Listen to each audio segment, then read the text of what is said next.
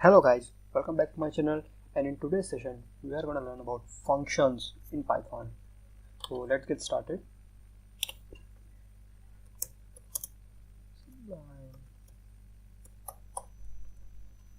Okay, so what are functions? So functions are basically used to reuse your certain amount of code. Like if you have certain statements or some mathematical operations in lined up formation and you want to use them multiple times, then it's better to make a function and call that function every time instead of copy and pasting those certain statements multiple times. So it's very easy to use, and it will reduce your development time as well. So in Python you can create these functions with define statement. So the keyword is def, then write the function name and bracket. So in this bracket you actually include your arguments which are required for that particular function. Then you write your statements here, and then again here, and pass, or you just when you just leave it there and go to the again previous indentation, it will also it will close that function. So you can return a value, and if there is no return, then you can just pass it. Now what is this return value? I will explain you in this session only, but at the later point of time.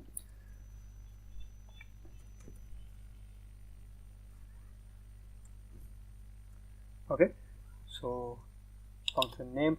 Now these will actually just define the function. When you run this code, nothing will happen. So you actually need to call that function. And how you call it? Function name. Okay, so this will call this function. So let's see this from an example point of view, so you will understand it better. So function name will be, let's say, hey, and when it will be called, you will print hi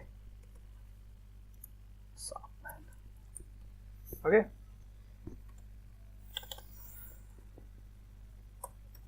so I'm just commenting this so that you can have better understanding of what is happening. So you see, when I run this function, I run this script, nothing happens. Why? Because I haven't called the function yet. So when I'm calling the function. So when I run this script, what will happen is it will start running. It will start reading from the first line. It says define, so it will define this function and define what to do with that function. Then the fourth line, which is skipped, and then hey. So it will actually call this function, and it will do whatever is written inside those function statements, and it will just print that. Okay, so now let's see name. Now name is the argument for this function. So whenever you define a function, you will have to pass argument. Now again, it depends what kind of argument it is. Like hi space name.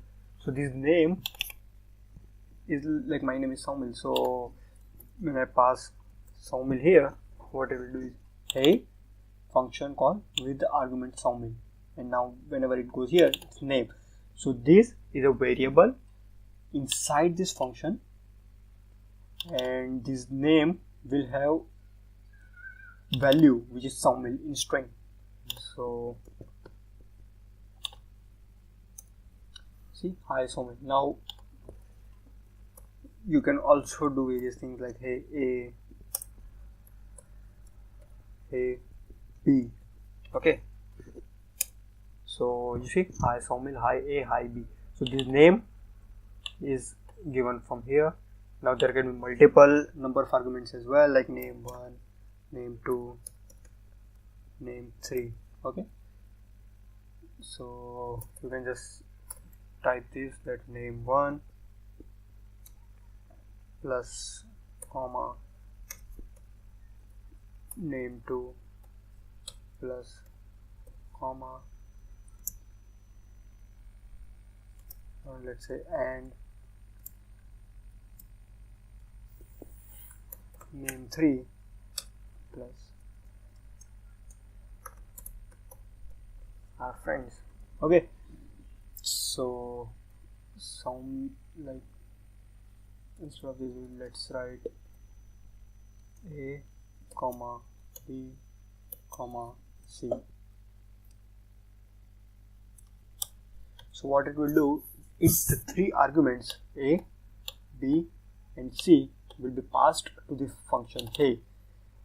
So name1, name2, name3. Name1 will have value a, name2 is a variable which will have value b, and name3 will have value c.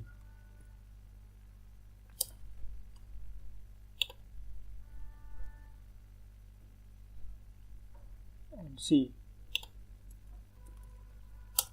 are friends. Okay, so now what will happen if I didn't pass a third value? I have passed two values, but function requires three values. So what will happen? It will give you an error that hey takes exactly three arguments. Now you cannot give 1 or 2 or 4. You exactly need 4 arguments. You exactly need 3 arguments. Say again 4 given, but it requires 3 arguments.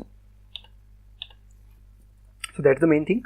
And one another thing I would like to talk about is by default arguments like name3 is equal to c. Okay, so what this will do, this will done. Why? Because name3 argument has already been given a by default value which is c. So when you pass two of the arguments a and b, it will be given to name1 and name2, but name3 has already an argument which is c. So if you don't give any other new argument, then it will directly take the argument c, which is by default. If you pass here d, then instead of c it will give d. So a, b and d are friends. You can do that with all three as well, like n, w. Okay, so now if you call function without any arguments, without giving any argument, then also it will run. If you give one argument, then also it will run. So this is very useful thing which you will use several times when you are building a project or big systems. This will be very useful. Okay, so with this we'll wrap today's session. See you in the next session, guys. Bye bye.